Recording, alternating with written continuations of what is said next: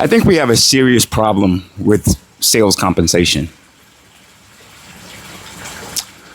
What I mean by that is that I've often told folks whether I'm mentoring new account managers or I'm mentoring sales teams or people that are trying to find their way in sales, or maybe they're in their first leadership roles and they're trying to come up with fair compensation plans and how to motivate their employees.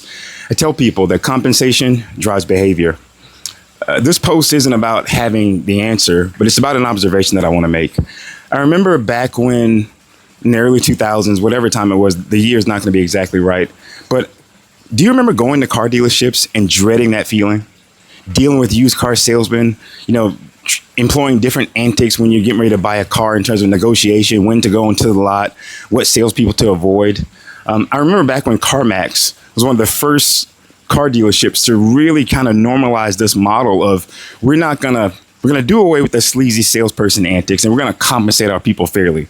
We're going to pay them a good wage, and we're going to take commission off the table. Now, maybe they didn't do it totally right, but if my memory serves me correctly, they were one of the first companies to really say, look, we're going to pay our salespeople well, so they're not worried about engaging in these shady antics, sales tactics that are kind of cringy and putting pressure on customers. We're going to make it about what?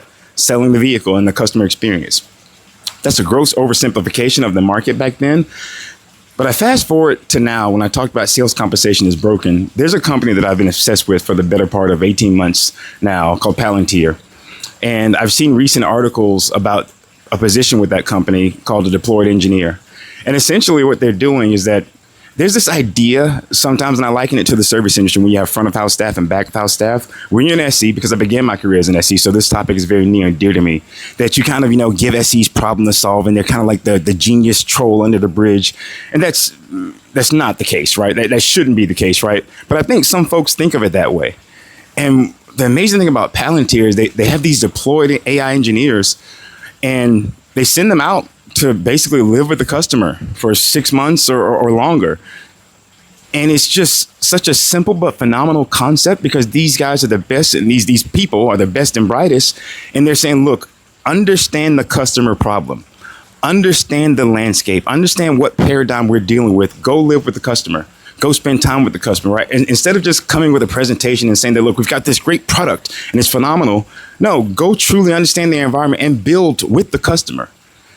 I think that makes selling a whole lot easier. And so when I look at the sales landscape now, and I look at, we have a reduction in force, and we have this AI fatigue, and we have certain technical folks, whether it's CTOs or some of the folks that I work with that are practitioners, they're just tired of dealing with sales folks. They don't want to see you at conferences. They don't want you scanning their badge at RSA. And I'm not going to say Palantir is the first to do this. So what a unique model. What a fascinating model. The company continues to impress me with their customer first mentality, and just that position is just a phenomenal one. And when I think about the money it must cost, right, to deploy these AI engineers and say that, look, and I imagine, I don't work at Palantir, I don't know the inner workings of it, but it seems to me to be a customer first type approach. And I imagine they're saying, look, we know that this is going to cost the business operationally, whatever it is, but go solve that problem. The rest will work itself out. And I just think we're seeing something new in the market here, right? And that's refreshing. And I hope it's a surging trend. I don't know who else is doing this, right? And so my next focus is going to be maybe to see if I can't get one of these guys and do an interview with them, because it's just a fascinating concept, and I wanted to bring that to the forefront. When you think about compensation, right? When you think about sales compensation driving behavior and some of the bad habits that we're seeing from certain sales folks, and maybe we're stalling out in this new economy, what are your answers? How are you thinking about compensation? How are you thinking about putting the customer first? I damn sure know that Palantir is doing a damn good job of it, and I want to keep my eye on that and mimic that. It's just phenomenal.